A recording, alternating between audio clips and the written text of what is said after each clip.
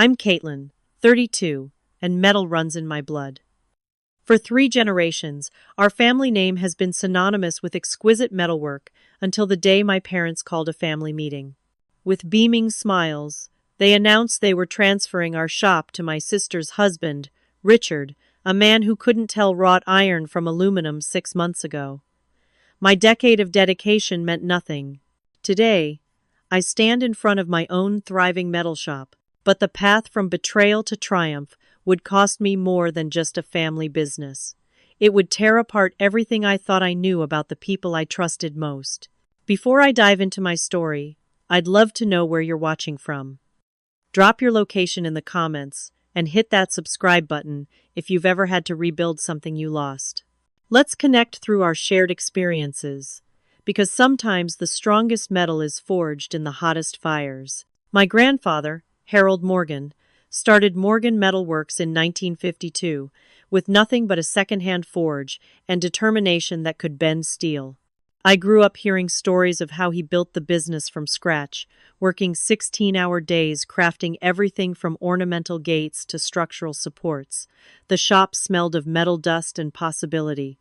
My father, James, joined at 18 and eventually took over, expanding into custom architectural elements that put our small business on the map. My earliest memories are set against the backdrop of flying sparks and the rhythmic clanging of hammers. At 7, I would sit on a wooden stool beside Dad, watching in awe as he transformed cold, lifeless metal into functional art. While other girls got dolls for Christmas, I received my first pair of welding gloves, child-sized, and embroidered with my initials. "You've got the touch, Katie," Dad would say, watching me polish a newly formed piece. "Some people force the metal. You persuade it." By 12, I was helping with simple projects. At 16, I sold my first independent piece, a delicate metal sculpture of intertwining vines that a local business owner spotted while visiting the shop. The money went straight into my college fund, earmarked specifically for a degree that would benefit the family business. My sister Melissa, 2 years older, never showed much interest in metalwork. She preferred shopping malls to metal shops, designer clothes to work aprons. I never faulted her for this. Different passions make the world interesting. She pursued fashion merchandising while I split my college years between metallurgical engineering and business administration. "Someone needs to understand the numbers," I told Dad when he questioned the dual major. "We're artists, but we're also a business." After graduation, while Melissa job-hopped through retail management positions, I poured everything into Morgan Metal Works. I modernized our accounting system, created our first real online presence, and developed a signature line of custom metal furniture that doubled our annual revenue within 2 years. I worked alongside our most skilled craftsmen until my hands blistered and my back ached, learning every aspect of the trade. "You're the future of this place," Dad would tell me, clapping my shoulder with pride. For 10 years, I lived and breathed that business. I sacrificed weekends, relationships, even put off buying my own home to reinvest my savings into new equipment for the shop. When we hit financial turbulence during the housing crisis, I took a second job teaching evening metalwork classes at the community college to help make payroll. Not once did I question my commitment. This wasn't just a job, it was my heritage. Melissa's husband, Richard, entered the picture 3 years ago. A former pharmaceutical sales rep with a smooth talking style and firm handshake, he charmed my parents from day one. After Melissa complained about his company's downsizing, Dad offered Richard a position handling business development, a role created specifically for him. The first red flag appeared when Richard was invited to client meetings within weeks of his arrival, while I had waited years for such responsibility. The second came when Dad began closing the office door for private conversations with Richard, conversations that would abruptly end when I entered the room. "We're just discussing some marketing ideas," Dad would explain, though marketing had been my domain for years. I brushed aside my unease, focusing instead on an innovative metal treatment process I'd been developing. The technique created a unique patina that resembled watercolor on metal, something our competitors couldn't replicate. When my sample pieces won us the contract for a prestigious hotel lobby installation, I was ecstatic, until the client called to thank Richard for his creative vision. "I just presented your concept the way it deserved to be presented," Richard said when confronted, his voice dripping with false modesty. "The client relates better to me. It's nothing personal, just business." That night, Mom called to say my parents were hosting a special dinner. "We have wonderful news to share," she gushed. "Wear something nice." I spent hours preparing a presentation on my 5-year vision for the company, certain this dinner was to announce my official promotion to partner. After all, Dad had been hinting at succession planning for months. At 65, he was ready to step back, and I was more than ready to step up. How naive I was. The dinner wasn't about my future with Morgan Metal Works. It was about my exit from it. Mom outdid herself that evening, preparing all my favorites: roast beef with horseradish cream, garlic mashed potatoes, and homemade rolls that melted in your mouth. The dining room table gleamed with the good china and crystal glasses reserved for holidays and special occasions. A bottle of expensive champagne chilled in an ice bucket, a detail that further convinced me this was my moment of recognition. Melissa and Richard arrived 15 minutes late. She wore a designer dress I knew she couldn't afford on her department store salary, and Richard sported a new watch that caught the light every time he raised his glass. My parents beamed at them like proud parents at a graduation. The knot in my stomach tightened, but I pushed the feeling away. "Before we eat," Dad announced once we were all seated, "we have wonderful news to share." He glanced at Mom, who nodded encouragingly. "Your mother and I have been thinking about the future of Morgan Metal Works, and we've made an important decision." My portfolio of ideas sat ready in my bag. I mentally rehearsed my acceptance speech one last time. "As you know," Dad continued, "I'm not getting any younger, and it's time to think about the next generation of leadership." I straightened in my chair, prepared to appear appropriately surprised and honored. "After careful consideration," he said, looking not at me but at Richard, "we've decided to transfer ownership of the company to Richard, with Melissa as co-owner." The words hit me like a sledgehammer to the chest. I waited for an explanation, for recognition of my role, for anything that made sense. But Dad kept talking about new blood and fresh perspective while Mom nodded along. Melissa couldn't contain her smug smile, and Richard reached over to squeeze my father's hand in a show of gratitude that made my stomach turn. "What about me?" The question burst from me, stopping Dad mid-sentence. An uncomfortable silence fell over the table. My mother looked down at her plate. Melissa rolled her eyes subtly, a gesture I'd seen since childhood whenever she thought I was being dramatic. "Caitlin," Dad said slowly, as if explaining to a child, "you'll still have an important role. Richard values your creativity. We thought you'd be happier focusing on the artistic side rather than dealing with the headaches of ownership." "The business needs strong, decisive leadership," Richard added smoothly. "Someone with a clear business mind." "And what do you call what I've been doing for the past decade?" My voice sounded strange to my own ears. "Too high, too tight," Dad sighed. "Katie, let's be realistic. You're too emotionally attached to the creative process. Richard has objective business sense." And frankly, he hesitated, glancing at Mom. "This kind of business traditionally does better with a man at the helm. Our clients expect it." The room seemed to tilt. "Traditionally? Dad, it's 2023, not 1952. "Don't make a scene," Melissa hissed. "This isn't about you." "Not about me?" I laughed incredulously.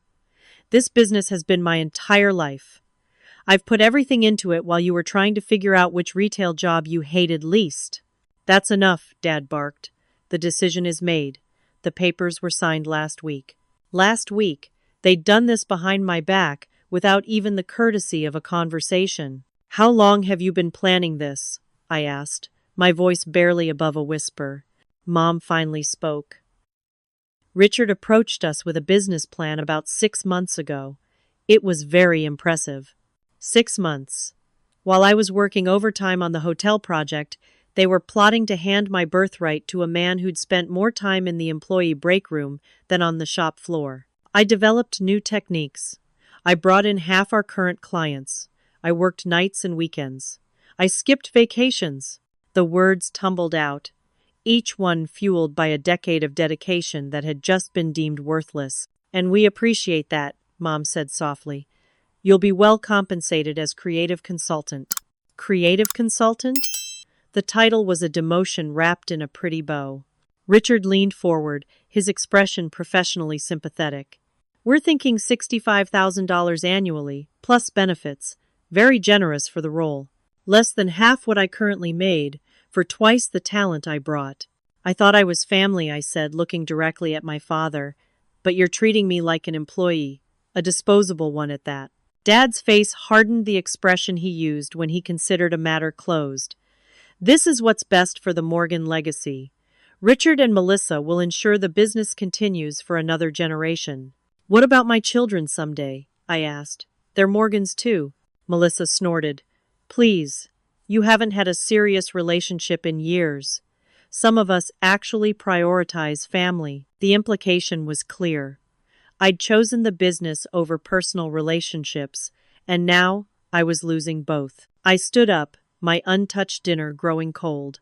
May I see these papers you've signed? Dad hesitated, then nodded to Richard, who produced a folder from his briefcase. Inside was a complete transfer of ownership agreement, with a separate employment contract for me, as creative consultant reporting directly to Richard. The transfer was effective immediately, with a 6-month transition period during which my father would stay on as an advisor. My name appeared only as an employee, not as family, not as heir to 3 generations of craftsmanship. 10 years of my life, reduced to a line item in someone else's business plan. I left without touching my dinner, the sound of champagne corks popping behind me as I walked to my car. That night, I didn't sleep. I stared at the ceiling of my apartment, surrounded by metal sculptures I'd created, wondering how I'd become a stranger in my own family story. Monday morning arrived with leaden inevitability. The shop, no longer mine in any meaningful way, hummed with activity as if nothing had changed. But everything had. My office door now bore Richard's name on a shiny new placard, while my belongings had been relocated to a small desk in the corner of the design room. It's nothing personal, Richard said, when he found me standing frozen in the hallway. Just makes more sense for the owner to have the main office. I nodded mechanically and carried my box of personal items to my new station. No window, no privacy, no dignity. By Wednesday, Richard had called an all-staff meeting to share his vision. 30 faces craftspeople who had watched me grow up, who had taught me and learned from me now, turned expectantly toward my brother-in-law as he paced the shop floor in spotless leather shoes. Morgan Metalworks has a proud tradition, he began, using words I'd written for our company brochure years earlier. But traditions must evolve. Starting next quarter, we'll be streamlining our operation to focus on our most profitable segments. My stomach nodded as he outlined his plan, a plan that involved scaling back custom architectural pieces in favor of standardized products that could be partially outsourced and mass-produced. But custom work is our signature, I interjected, earning sharp looks from both Richard and my father, who stood at his side. It's what built our reputation, Richard smiled thinly. Custom work is inefficient. The margins are too slim. Because you're looking at the wrong metrics, I countered. Custom clients become ambassadors who bring in more business through referrals. Plus, the creative challenges keep our craftspeople engaged and developing new skills. Several team members nodded in agreement. Thank you for your input, Caitlin, Richard said dismissively. Now, moving on to our new organizational chart. I watched in growing horror as he presented a structure that split my design team, reassigned my best metalworkers to production, and created a new efficiency department led by a consultant friend of his. After the meeting, I cornered him in the hallway. You're dismantling everything that makes this shop special. He dropped his professional facade, lowering his voice. This was always going to be mine. You were just keeping the seat warm. What are you talking about? You've been here less than a year. Melissa and I have been planning this for years, he said, straightening his tie. She always resented how you were Dad's favorite, the talented daughter who could do no wrong, while she was just the other one. The revelation stunned me. This is about Melissa's jealousy? This is about recognizing opportunity, he corrected. Your sister may not care about metal, but she cares about her birthright. And I care about building a business that makes actual money instead of artistic statements. These artistic statements supported 3 generations of Morgans. I shot back. And now they'll support the Clarks, he replied, referring to his own surname. I suggest you adapt to your new role or find another one. Either way, this shop is mine now. I spent the next week watching helplessly as Richard dismantled 10 years of my work. He canceled the apprenticeship program I'd established with the local trade school. He rejected designs I'd been developing for months. He even changed the coffee brand in the break room to some cheap alternative that tasted like motor oil. The final straw came when I overheard him on the phone with our biggest client, the Westlake Hotel project, explaining that they would need to modify the custom railings I had designed because they were too complex to execute at scale. That's not true, I said after he hung up. We've done more complicated work than that. Perhaps before. But we're running leaner now, he replied, without looking up from his computer. Besides, they'll never know the difference. But they would, and our reputation would suffer, and the soul of Morgan Metal Works would die by 1,000 cuts. That night, I found myself at a crossroads.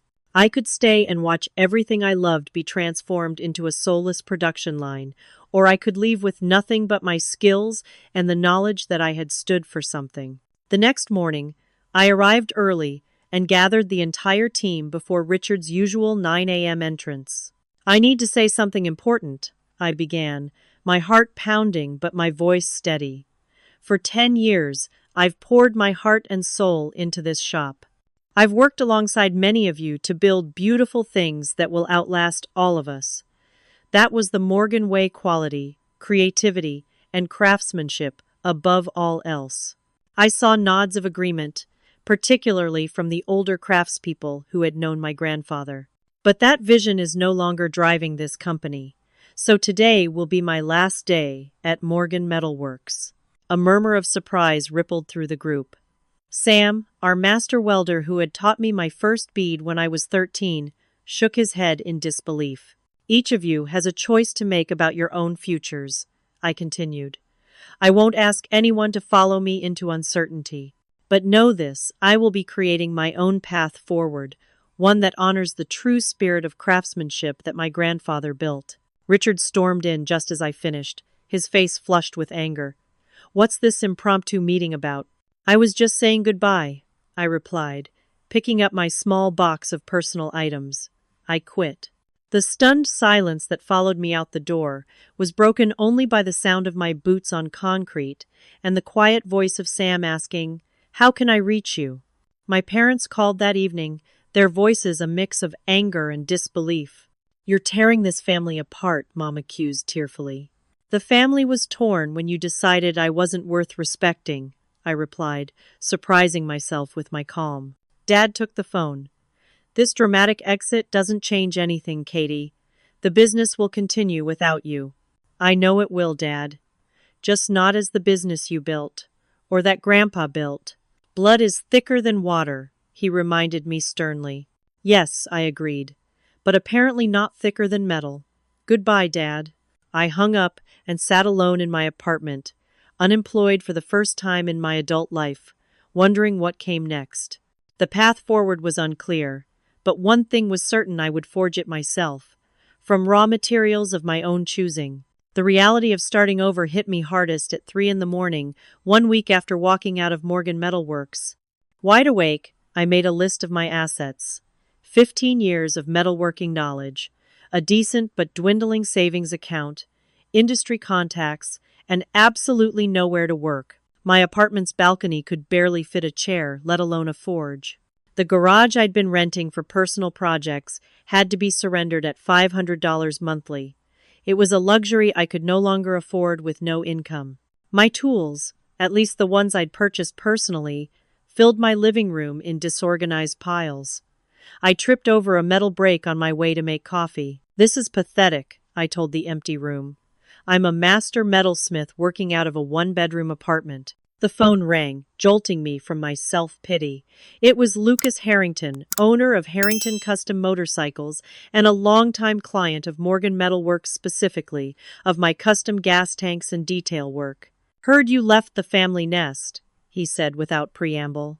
"Richard called to assure me they can still handle my orders, but I've seen his work. It's not yours." My throat tightened. "Thanks for noticing the difference. Look, I've got a proposition. I'm expanding the custom shop, which means the old fabrication area in the back is empty for the next 3 months before renovation. It's yours if you want it." "No charge." "Lucas, I can't." "You can and you will," he interrupted. "You did me a solid 2 years ago when you rushed those one-off parts for that Japanese client. Consider this payback." I swallowed my pride and accepted. The space wasn't ideal, poor ventilation, spotty electrical, and shared with storage overflow, but it had high ceilings and a loading dock. For the next 3 months, I had a temporary workshop. Those first weeks tested everything in me. I sold my nice leather couch to buy welding gas. I downgraded my phone plan and canceled streaming services. I took the bus instead of driving to save on gas. Every penny went toward building inventory or purchasing essential tools I'd previously taken for granted. My first project was humbling. Simple garden stakes that I sold at the weekend farmers market. The craftsman who had created architectural masterpieces was now hawking plant markers between the honey stand and the organic lettuce booth. I made $342 that first Saturday, and it felt like winning the lottery. Word began to spread among former clients who appreciated my work specifically. Small orders trickled in: a decorative railing here, a custom fireplace screen there. I worked 18-hour days, sleeping on a cot in Lucas's back office when deadlines loomed. "You need business cards," Lucas noted, watching me scribble my contact information on a scrap of paper for a potential client. "I need a business first," I replied. Nevertheless, I stayed up that night designing a simple logo, a phoenix rising from metal shavings, and ordered the cheapest cards I could find online. Phoenix Metalcraft was born, if only on paper. The financial reality remained brutal. 3 banks rejected my loan applications for startup capital. The 4th loan officer was more direct about why. "I received a call from Richard Clark at Morgan Metalworks," she admitted uncomfortably. "He mentioned potential legal issues with your new venture. Something about proprietary techniques?" I left without arguing, fury propelling me through the parking lot. Richard wasn't content with taking my family business. He wanted to ensure I couldn't build anything new. My lucky break came unexpectedly. The Northeast Artisan Metalwork Competition announced a special category for innovative techniques with a $15,000 prize. I entered using my watercolor patina method, the very one Richard had taken credit for, and spent 2 weeks creating a sculptural piece that showcased the full potential of the technique. When the announcement came that I'd won, I broke down crying in Lucas's office. The prize money, while not enough for a full shop, could secure a small space of my own. I found it on the unfashionable side of town, a former auto body shop with good bones, but cosmetic challenges. The owner, an elderly man named Walter, who was liquidating his late brother's estate, took an immediate liking to me. "You remind me of my niece," he said. "Got that same determined look in your eye." He agreed to a graduated lease arrangement, low payments for the first 6 months, increasing as the business grew. I signed the papers with shaking hands, overwhelmed by both opportunity and terror. The space needed work, lots of it. The electrical wasn't up to code for my equipment. The ventilation system wheezed like an asthmatic giant. The concrete floor had cracks wide enough to lose small tools in. But it was mine. Every square foot represented freedom. I was scrubbing decades of automotive grease from the bathroom tiles when my phone buzzed with an unfamiliar number. "Is this Caitlin Morgan of Phoenix Metalcraft?" a polished female voice inquired. Yes, speaking, I replied, tucking the phone under my chin while continuing to scrub. I'm Amanda Way from Skyline Developers. We're interested in commissioning custom railings for our new downtown project. My heart leapt. This could be the anchor client I desperately needed a commercial project with visibility. We were impressed with your portfolio from Morgan Metal Works, she continued. But we've just received a rather concerning email from them regarding potential legal issues if we work with you directly. My stomach sank as she explained how Richard had contacted them, claiming that working with me would constitute intellectual property infringement since all my techniques were developed under Morgan Metal Works ownership. Miss Way, that's simply not true, I explained, abandoning the bathroom scrubbing. The techniques I use are traditional metalworking methods with my own refinements, nothing proprietary. I understand, but we can't risk legal entanglements, she replied apologetically. Perhaps when this situation resolves. But we both knew that wouldn't happen. Richard had no legal ground to stand on, but he had something more powerful: doubt. And in business, doubt is poison. After the call ended, I sat on the grimy bathroom floor and allowed myself 5 minutes of pure despair. Then I got back to scrubbing.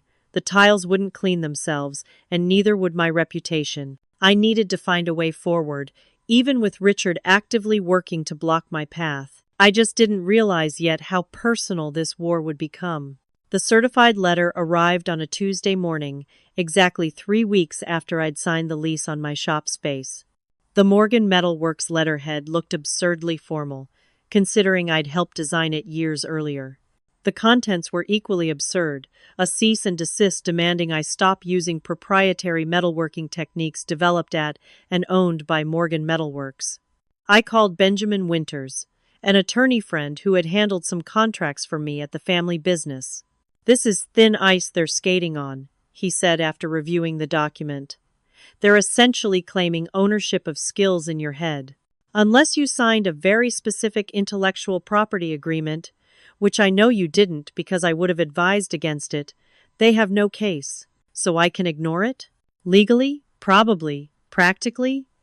It's a warning shot. They're telling you they'll make this difficult and expensive." He was right. The letter was just the beginning.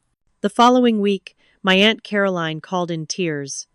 "I'm so sorry, Katie, but I can't come to your shop opening. Your father says anyone who supports you is choosing sides against the family."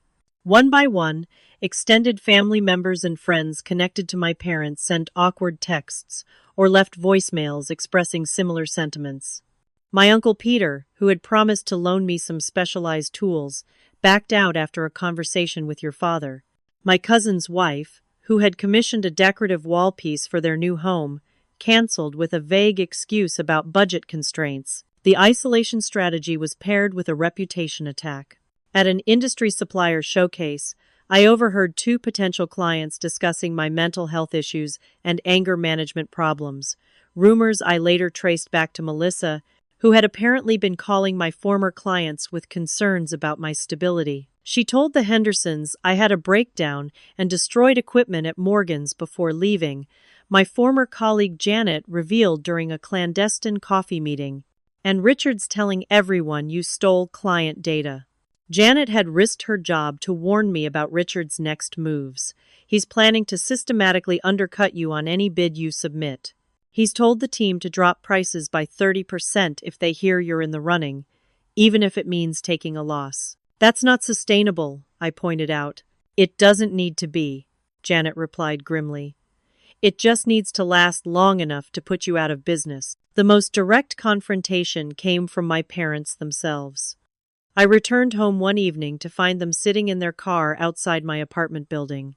"We need to talk," Dad said as I approached, his voice a mixture of authority and discomfort. Inside my apartment, Mom immediately began straightening things while Dad paced the small living room, surveying my diminished circumstances with poorly concealed disapproval. "This has gone on long enough," he began. "You've made your point. Come back to the company, and we can put this unpleasantness behind us." "Unpleasantness?" I echoed. "Is that what you call taking everything I've worked for and handing it to Richard?" "We gave the business to family. Mom interjected softly. I am family, I countered, the familiar pain flaring anew. Dad sighed heavily. Richard is expanding the business in ways you never considered. They're breaking into new markets, streamlining operations.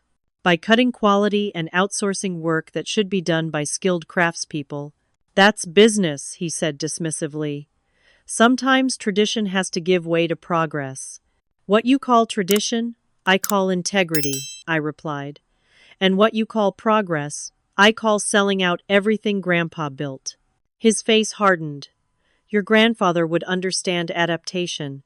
It's you who's being stubborn. My grandfather taught me that our name means something, that it stands for quality and craftsmanship. What does the Morgan name stand for now, Dad? The conversation deteriorated from there. Mom cried.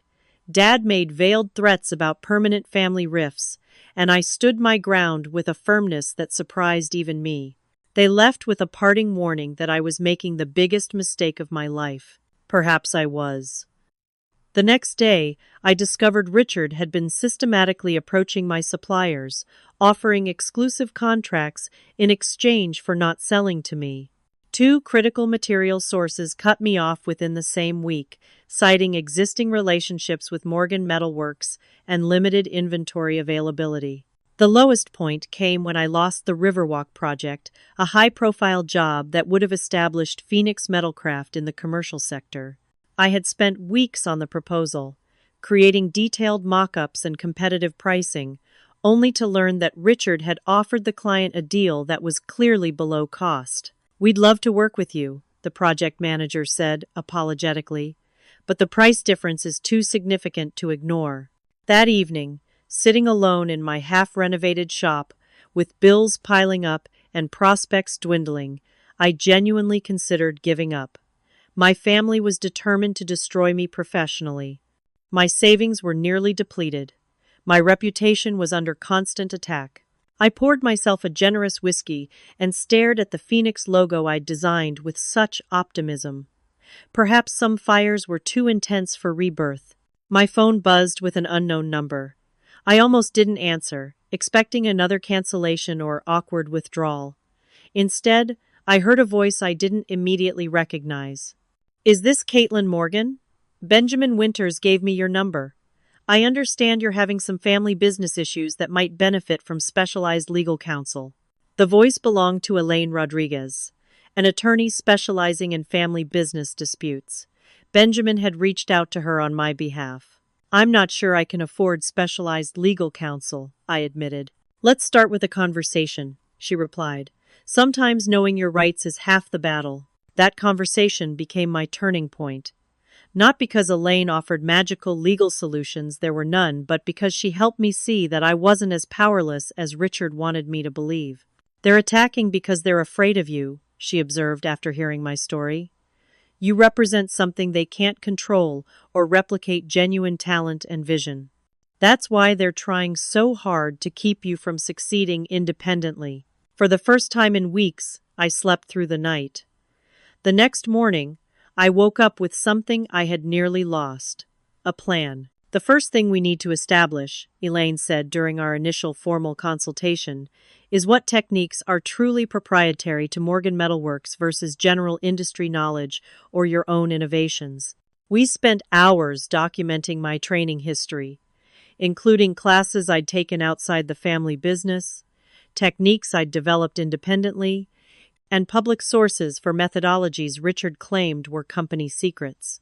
Your grandfather learned traditional blacksmithing from public technical schools and books, Elaine noted, reviewing the family history I'd provided. Those foundation techniques can't be proprietary by definition. And my watercolor patina method? You developed that on your own time, using your own materials, without company resources? Yes, in my rented garage workshop, primarily on weekends, she smiled. Then Richard has no claim to it. Armed with this clarity, we drafted a formal response to the cease and desist, systematically dismantling their claims with documented evidence.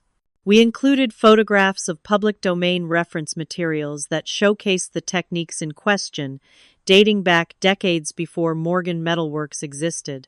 This won't stop them completely, Elaine warned, but it establishes that you're not intimidated and you have legal backing. While the legal groundwork proceeded, I focused on creating clear differentiation between my work and Morgan's. If Richard wanted to mass-produce generic metal pieces, I would go in the opposite direction, creating distinctive, innovative designs that he couldn't easily replicate. I developed a signature style, combining traditional metalwork with contemporary fluid forms pieces that required not just technical skill, but artistic vision. While Morgan Metalworks churned out increasingly standardized products, Phoenix Metalcraft would create memorable statements: quality over quantity, artistry over efficiency. Word began spreading through the industry grapevine. A former client called asking specifically for that Caitlin Morgan touch on a residential project. A local architect inquired about collaborative possibilities. Small ripples of opportunity, but momentum nonetheless. The most significant breakthrough came unexpectedly. Sam, the master welder who had taught me much of what I knew, showed up at my shop door one rainy Tuesday afternoon. Richard cut the senior staff's benefits, he explained, setting down his toolbox. Said experienced craftspeople cost too much compared to the new kids he's hiring at minimum wage. Sam, are you saying? I'm saying I've got 30 years of metalworking knowledge, and I'd rather put it to use somewhere it's appreciated. He looked around my modest shop. Could use a better ventilation system in here. Let me guess that's on the when I can afford it list. I nodded, emotion tightening my throat.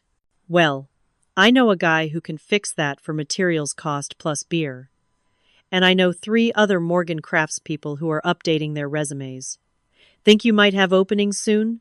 By month's end, Phoenix Metalcraft had grown from a one-woman operation to a team of 5 all former Morgan employees with decades of combined experience. Each brought not just skills but client relationships and industry connections that Richard had undervalued. We implemented a clever marketing strategy, carefully avoiding direct confrontation with Morgan Metal Works, while subtly highlighting the connection to its original craftsmanship traditions. Our tagline, "Authentic Artistry for the Modern World," carried an implicit comparison that potential clients understood. Business cards and brochures featured photographs of my most distinctive pieces created during my Morgan years, with discreet notations. Designed by Caitlin Morgan, founder of Phoenix Metalcraft. The turning point came when Alexandra Davis, editor of Architectural Metal Monthly, called requesting an interview. We're doing a feature on next-generation metalsmiths who are preserving traditional craftsmanship while pushing artistic boundaries, she explained. Your name keeps coming up in industry conversations.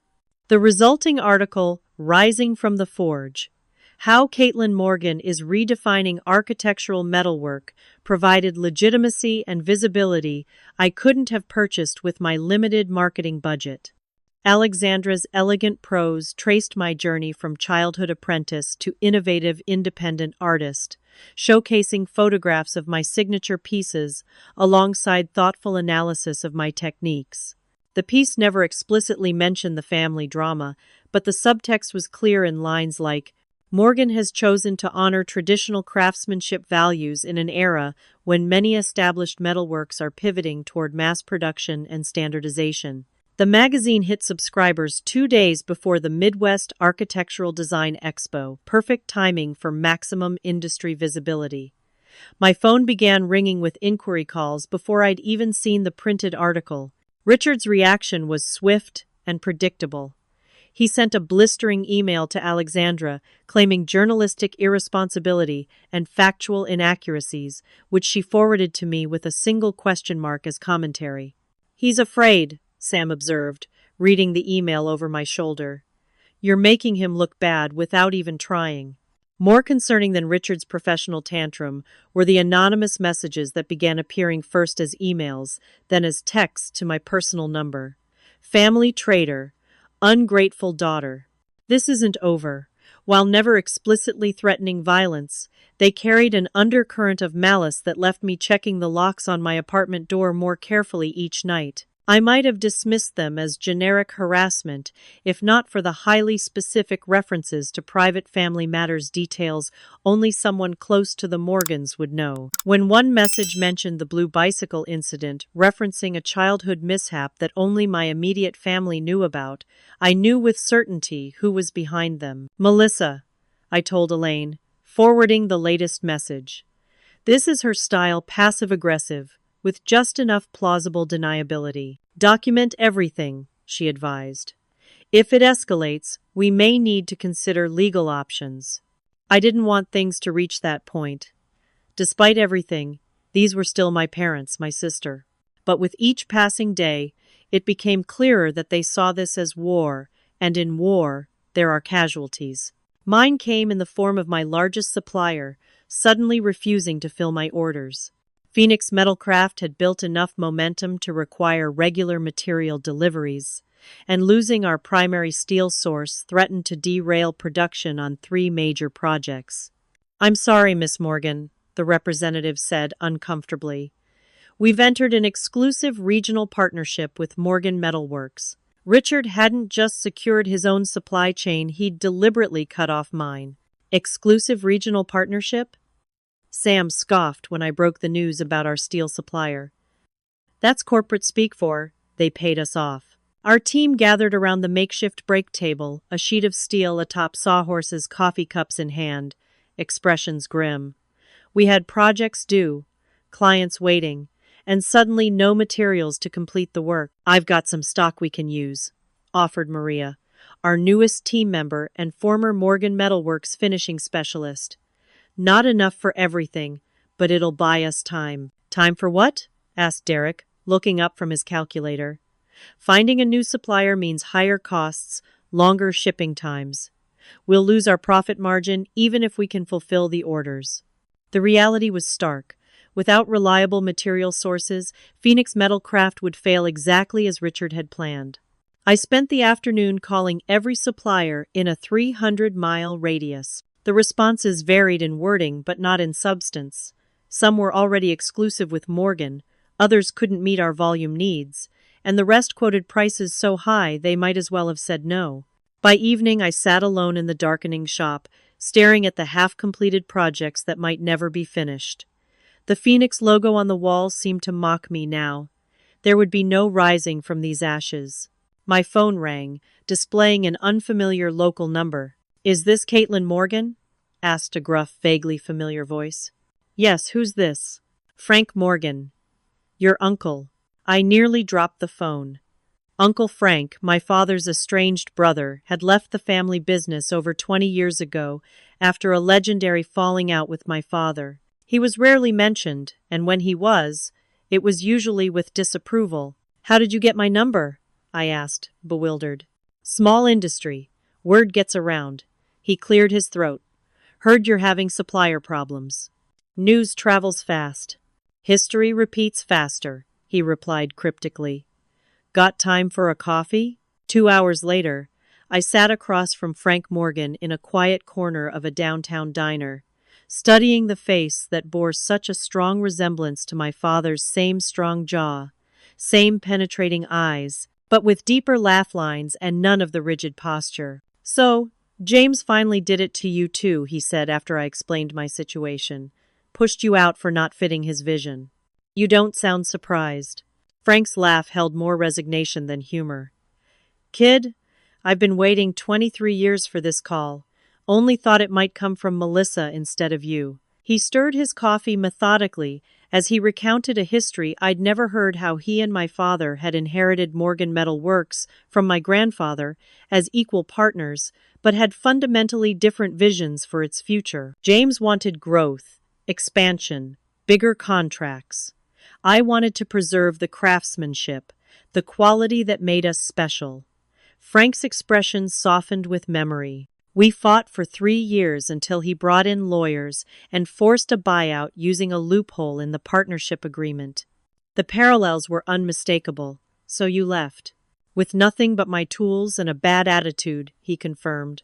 "Sound familiar?" I nodded, a strange comfort in knowing I wasn't the first Morgan to walk this path. "Difference is," Frank continued, I let my pride keep me from building something new. Worked for other shops, did freelance projects, but never put down roots again. He leaned forward. Don't make my mistake, Katie. I'm trying not to, but without materials. That's why I'm here. He slid a business card across the table. Silverton Metal Supply. Owner's an old friend who owes me some favors. They're small but reliable, and they don't give a damn about exclusive regional partnerships. Why help me? I asked, turning the card over in my fingers. Because you're doing what I should have done 2 decades ago. His eyes, so like my father's yet so different, held mine steadily. And because someone needs to show James that the Morgan legacy isn't his to destroy. With Uncle Frank's connection, we secured a new supply chain within days not as convenient as our previous arrangement, requiring longer lead times and higher minimum orders, but workable. More importantly, it gave us breathing room to fulfill our existing contracts. Frank provided more than just supplier contact. His decades in the industry had built a network of relationships with people who remembered the original Morgan craftsmanship, people who were dismayed to see the company's declining quality under Richard's leadership. Your father and Richard don't understand what they've lost, Frank observed during one of his now regular visits to my shop. They think craftsmanship is just a marketing buzzword.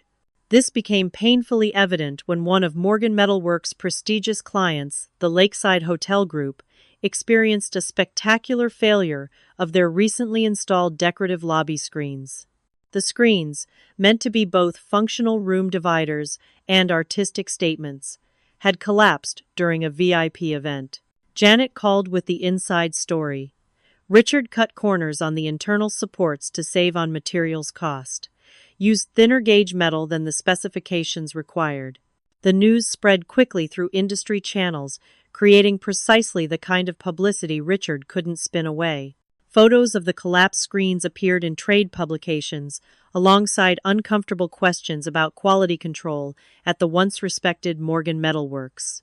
When Lakeside's procurement director called Phoenix Metalcraft the following week, I was prepared. We need emergency replacements for our lobby installation, she explained, her voice tense with the urgency only corporate embarrassment can create.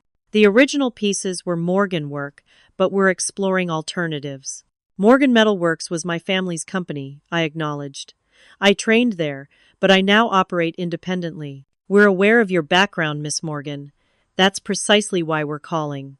The project would require around-the-clock work to meet their compressed timeline, just 10 days to design, fabricate, and install pieces that would normally take 6 weeks. Our small team would need to postpone other projects, potentially risking client relationships. We can do it, I promised, after consulting with Sam and the others. But we'll need to see the space immediately and have approval authority on design modifications to meet your timeline. Anything, she agreed. Just make this problem go away. For the next 10 days, Phoenix Metalcraft became a 24/7 operation. We worked in shifts, barely leaving the shop, fueled by coffee, determination, and the unspoken understanding that this was our defining moment. The designs incorporated my signature watercolor patina technique, creating screens that were not just functionally superior to the originals, but artistically distinctive. When we installed the completed screens on time, on budget, and structurally impeccable, the Lakeside executive team was effusive in their praise. Their social media post showcasing the stunning artistry of Phoenix Metalcraft went viral within industry circles, creating the kind of organic marketing no budget could buy. The most unexpected visitor arrived the evening after the installation went public. I was alone in the shop, finishing paperwork, when the door chimed. Melissa stood in the entrance, swaying slightly, eyes bloodshot from what smelled like several glasses of wine. "Congratulations on your big success," she slurred, her designer purse dangling precariously from one arm. "Everyone's talking about perfect Caitlin and her perfect metal things. Melissa, you're drunk. Let me call you a cab." "I'm not drunk, I'm honest," she countered, dropping heavily onto a shop stool. "For once in my life, I'm saying what I actually think." What followed was a rambling, emotionally raw monologue that revealed the depths of her resentment not just toward me, but toward the family business that had shaped both our childhoods. "You think I wanted the shop? I hated that place," she confessed, tears welling. "Hated the smell, the noise, Dad's endless disappointment when I couldn't be you." "Then why take it from me?" I asked, genuinely confused. "Because it was the only thing you cared about," she replied, wiping her eyes. "And because Richard convinced me it was what I deserved after playing second fiddle to you my whole life." The raw pain in her voice was familiar, the same pain I'd been carrying since being pushed out of the family business. "I never wanted to be your competition, Mel." She laughed bitterly. "Doesn't matter what you wanted. Dad made us competitors the first time he said, 'Why can't you be more like your sister?' And now the same thing is happening with Richard." "What do you mean?" "He's all about the business now. Morgan legacy this, profit margins that." Her voice dropped to a whisper. "He doesn't even see me anymore, just like Dad never saw me." As she spoke, I recognized a terrible irony. Melissa had helped orchestrate my removal from the family business, only to find herself equally sidelined by Richard's ambition. We were both casualties of the Morgan patriarchy, just in different ways. "I didn't come here to make peace," Melissa said as I called her a car. "I just wanted to see what was so special about this place that everyone's talking about it." As she left, she turned back briefly. "He's really angry about the lakeside job, you know. Richard. I've never seen him like this." Her words stayed with me long after she'd gone, not as a warning, but as confirmation. We had created something special at Phoenix Metalcraft, something that Richard recognized as a genuine threat. Not just to his business, but to his narrative about who the real talent was in the Morgan family. For the first time since walking away, I felt certain that I had made the right choice. Now I just had to prepare for Richard's inevitable counterattack. The Midwest Metal Arts Exposition was the industry's premier annual event, 3 days of exhibitions, workshops, and networking that could make or break a small metalwork business. Phoenix Metalcraft had secured a modest booth 6 months earlier, before our recent growth spurt and rising profile. Now, with the Lakeside project generating buzz, our presence at the expo took on strategic importance. "Richard's going to try something," Sam predicted as we packed display pieces. "No way he lets this opportunity pass." He was right. 2 days before the expo, I received a curt email from the event coordinator. "Due to logistical considerations, your booth has been relocated to Hall C, position 94. Anyone familiar with the expo layout would recognize this for what it was: banishment to the least trafficked area, tucked between the restrooms and emergency exits." Our original position in Hall A had guaranteed steady foot traffic from major clients and industry publications. "Richard's on the organizing committee this year," Uncle Frank confirmed after making some calls. "Pulled strings to have you moved." Rather than fight a battle we couldn't win, we adapted. If visitors wouldn't naturally find our booth, we would give them a reason to seek us out. I designed a striking central display piece, a 7-foot metal tree with copper and brass leaves that caught the light and created mesmerizing shadow patterns. We prepared takeaway metal business cards with our Phoenix logo laser cut through the center, unlike anything other exhibitors would offer. The expo opened on a crisp autumn morning. Our booth, despite its poor location, was ready, a testament to craftsmanship that stood in deliberate contrast to the slick corporate presentations dominating Hall A. We had invested in quality rather than quantity, showcasing fewer pieces but with impeccable detail and artistic vision. For the first hour, foot traffic was sparse as expected. Then, gradually, people began appearing with purpose in their steps, not wandering, but specifically seeking us out. The Lakeside project had created more interest than we'd realized, with industry professionals curious to see the work that had salvaged such a high-profile failure. By noon, our remote corner had become an unexpected hotspot, with a steady stream of genuine potential clients and appreciative craftspeople. The conversation around our booth wasn't about family drama, but about technique, vision, and quality, exactly what I had hoped for. Richard's appearance was inevitable. He arrived flanked by two Morgan Metal Works employees, his expensive suit and polished demeanor at odds with the working craftspeople who populated our area of the hall. He studied our display with poorly concealed surprise, clearly unprepared for the quality and distinctiveness of our presentation. "Impressive for a startup," he commented, voice pitched to carry to nearby booths, though I noticed some familiar techniques. Very familiar. I maintained professional composure, aware of watching eyes. "We're proud to uphold traditional craftsmanship while exploring new artistic directions." Traditional craftsmanship developed at Morgan Metal Works, he emphasized. "I'd be careful about intellectual property issues if I were you." Several nearby exhibitors shifted uncomfortably, recognizing the veiled threat. "The techniques in question predate Morgan Metal Works by centuries," I replied evenly. "As our legal team has thoroughly documented." His expression hardened. "Legal teams are expensive.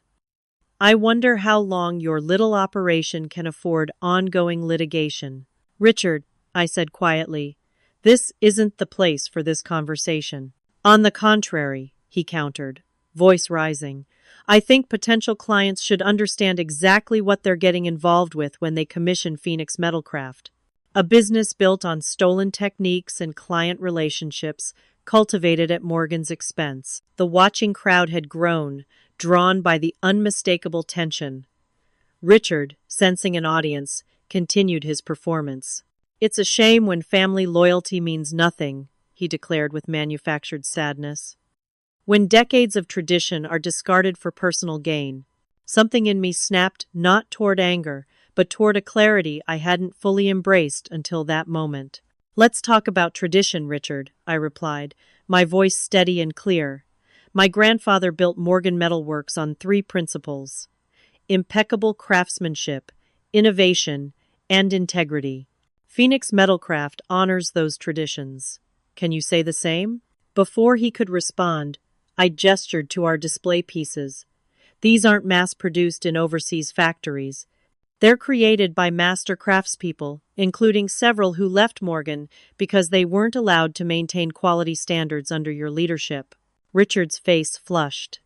"You're poaching our employees." "They're choosing craftsmanship over profit margins," I interrupted. "Just as clients are choosing quality over cost-cutting." The crowd had grown larger, and I noticed several people recording the exchange on phones. Richard seemed to suddenly realize this confrontation wasn't playing out as he'd intended. "This discussion isn't over," he said stiffly, before turning to leave. "On that we agree," I called after him. "Quality speaks for itself. We welcome the comparison." The encounter, while uncomfortable, ended up working in our favor. Video clips circulated among expo attendees, and our booth saw record visitors for the remainder of the day.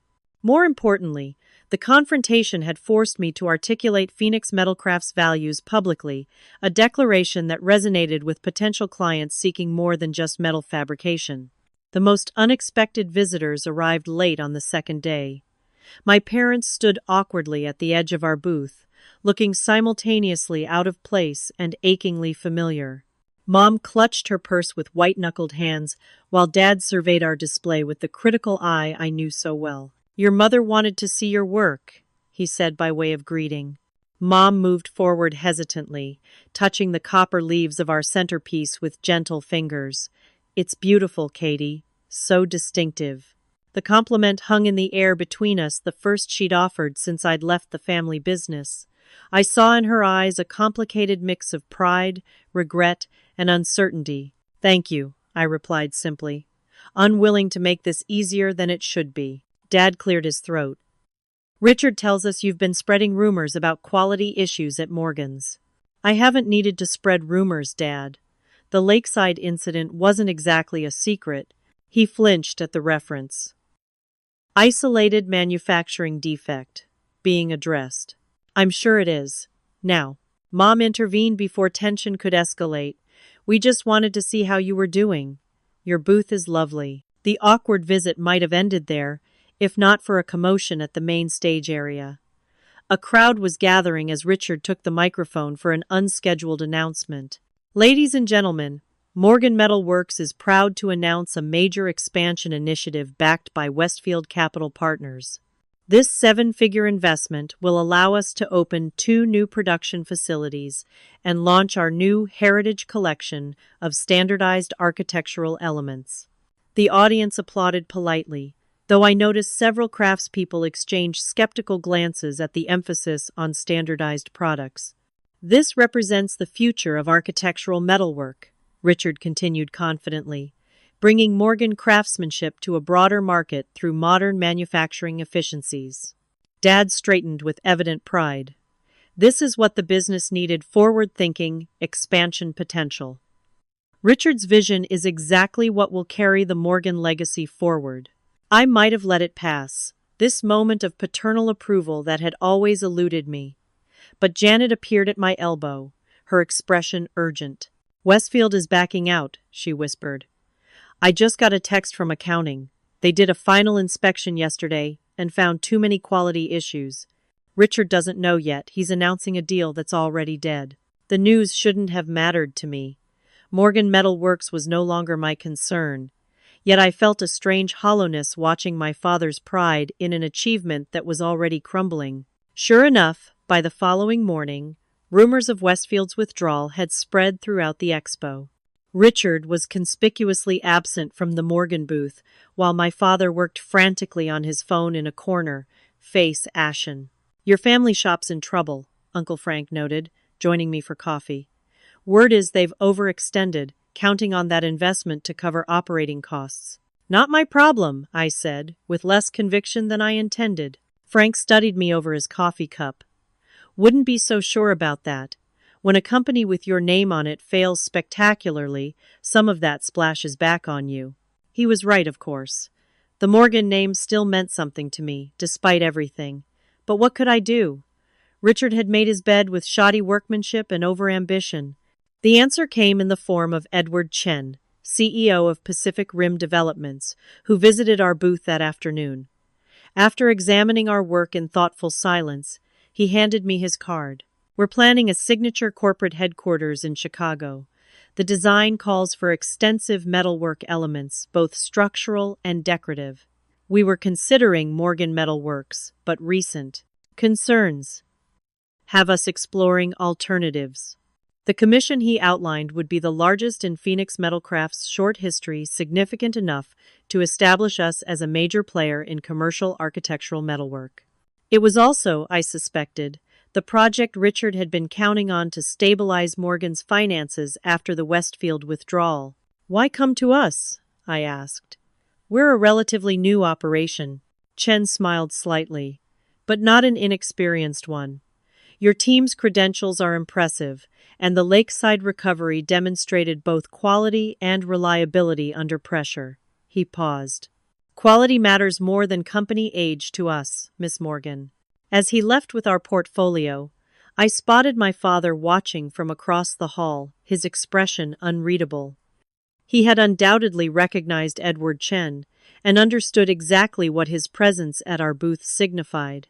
That evening, my phone rang with my mother's number. "Your father's had a mild heart attack," she said without preamble, her voice thin with exhaustion. "He's stable, but they're keeping him overnight for observation." The hospital room was quiet, except for the steady beep of monitoring equipment. Dad looked smaller somehow, vulnerable in a way I'd never seen before. Mom dozed in a chair beside his bed, hand still clutching his, even in sleep. "Come to gloat?" he asked when he noticed me in the doorway, his voice lacking its usual authority. "Don't be ridiculous," I replied, setting down the flowers I'd brought. "You're still my father." He looked away. "Pacific Rim chose your shop." It wasn't a question, but I nodded anyway. "This afternoon. Richard says it's temporary, that they'll reconsider once our expansion is back on track." The delusion was almost painful to witness. "Dad, there is no expansion anymore," Westfield pulled out. "A setback," he insisted, though with less conviction. "We've weathered worse." "Not with the current debt load you're carrying," I countered, having pieced together the situation from industry gossip and Janet's insights. "Richard overextended, betting everything on deals that haven't materialized." Dad's silence confirmed my assessment. After a long moment, he asked, "Did you come to tell me you're taking the family business down?" The question stung, but I recognized the fear behind it, not just for his company, but for his legacy. "I came because you're my father, and you're in the hospital," I said quietly. "But since we're on the subject, Morgan Metal Works is taking itself down through poor management and compromised quality. That's not on me." He closed his eyes briefly. When he opened them, they held a weariness that went beyond physical exhaustion. "I was wrong about Richard," he admitted, the words clearly costing him. "And probably about other things, too." It wasn't quite an apology, but from James Morgan, it was unprecedented. "The business was everything to me," he continued. "I thought I was protecting it, ensuring its future. By pushing away the person who loved it as much as you do, I finished for him." Our eyes met in a moment of painful understanding. Too much had happened for simple reconciliation, but something had shifted a crack in the wall between us that might someday allow for rebuilding. "Edward Chen is a smart man," Dad said finally. "His project will put Phoenix Metalcraft on the map." It was as close to a blessing as I was likely to get. 1 year later, Phoenix Metalcraft occupied a renovated warehouse 3 times the size of our original location. Our team had grown to 15 full-time craftspeople plus administrative staff, and our order book was filled 6 months ahead. The Pacific Rim headquarters project had indeed put us on the map, earning design awards and industry recognition that attracted high-profile clients. Morgan Metal Works had faced a different trajectory. Unable to secure new investment after the Westfield debacle, they'd been forced to sell the business to cover mounting debts. The buyer, a national construction conglomerate, retained the Morgan name but little of its original character or team. Richard and Melissa separated shortly after the sale, their marriage another casualty of the failed business strategy. She returned to retail management, while he took a mid-level position with a commercial developer, a significant step down from business ownership. I took no pleasure in their downfall.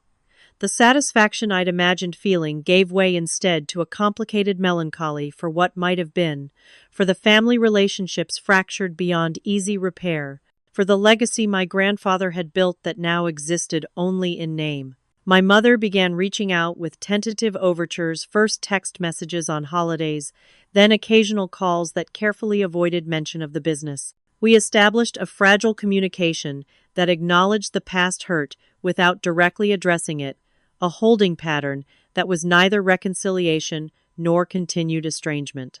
Dad's health issues had forced his retirement, creating space for reflection he might otherwise have avoided. When he called one Tuesday afternoon, his request surprised me. "I'd like to see your shop," he said without preamble, "if that's all right." He arrived leaning slightly on a cane. The heart attack had been followed by a minor stroke that left him with a persistent weakness in his left leg. Yet his eyes were sharp as ever, as they took in every detail of our operation, from the layout of the fabrication area to the specialized equipment we'd invested in. "You've built something impressive here," he acknowledged as we completed the tour. "Grandpa would have approved." The words carried weight I hadn't expected to feel. "Thank you. That means something, coming from you." We settled in my office, the wall of windows overlooking the main workshop floor, where the steady rhythm of skilled hands shaped metal with precision and care. "I made mistakes, Katie," he said after a long silence. "With the business. With you." "Yes, you did." He nodded, accepting the blunt response. "Pride's a dangerous thing in our line of work. Makes you think you know better than everyone else." His gaze met mine directly. "I was wrong about what the Morgan legacy should be." It wasn't a complete apology, but from a man who had never admitted error in his life, it represented a seismic shift. "I'm helping Mom with some of their expenses," I told him, changing the subject to easier ground. "The medical bills have been substantial." "She didn't tell me that." His expression softened. "She wouldn't, would she? Too proud herself." "Morgan family trait," I noted with a small smile. He chuckled, the sound rusty with disuse. "Got me there." As he prepared to leave, he paused by a display case, containing one of my grandfather's original hammers alongside my first major award. "You know, your grandfather almost lost the business twice in the early days," he said. "Overextended, underpriced his work. But he never compromised on quality. That's what saved him clients who recognized value over price." I nodded, having heard versions of this story throughout childhood. "What I never told you," Dad continued, "is that he offered me a way out when I was about your age. Said I could pursue something else if metalwork wasn't my passion." His fingers traced the worn handle of the hammer. "I stayed because I wanted to, not because I had to. I should have given you the same choice, not assumed you had the same obligation." The acknowledgement hung between us, not erasing the past hurt, but offering context I hadn't previously understood. "I'm still a Morgan metalsmith," I told him, "just not the way you planned." His expression held a complicated mix of regret and pride. "Better than I planned, looks like." After he left, I sat contemplating our conversation, recognizing that forgiveness wasn't a single moment but a process messy, incomplete, and necessary for my own peace as much as for family healing. The decision to create a formal apprenticeship program came partly from that reflection. Phoenix Metalcraft would preserve not just the techniques, but the ethos of craftsmanship my grandfather had embodied.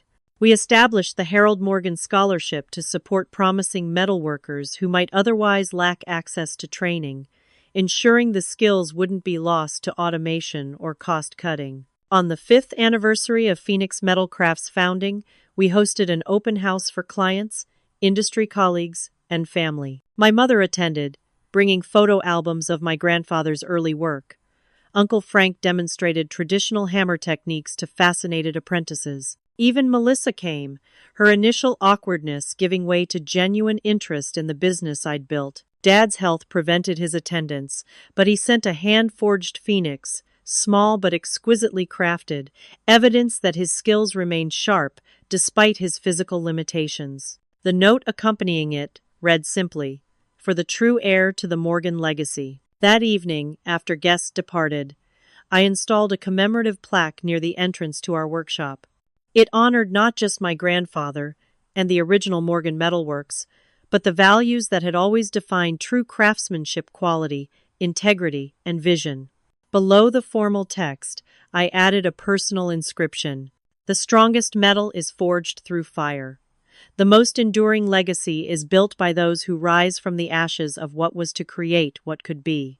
Phoenix Metalcraft wasn't just my business, it was my declaration of independence and my tribute to a family legacy I'd reclaimed on my own terms. The path had cost me relationships, security, and certainty, but had given me something more valuable: the knowledge that I could lose everything external and still retain what mattered most: my skills, my integrity, and my vision for what craftsmanship should be. 5 years after walking away from everything I thought defined me, I had built something authentically mine, something that honored tradition without being constrained by it.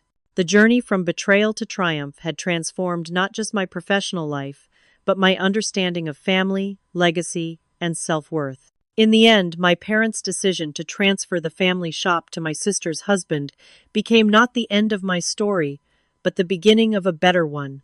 I wonder how many of you have experienced a similar betrayal that ultimately led you to something better. Has anyone else been forced to rebuild after losing something they thought defined them? Share your stories in the comments below. I'd love to hear how you rose from your own ashes. Don't forget to like and subscribe if this resonated with you. And thank you for joining me on this journey of metal and resilience. Until next time, remember that sometimes the most beautiful creations emerge from the hottest fires.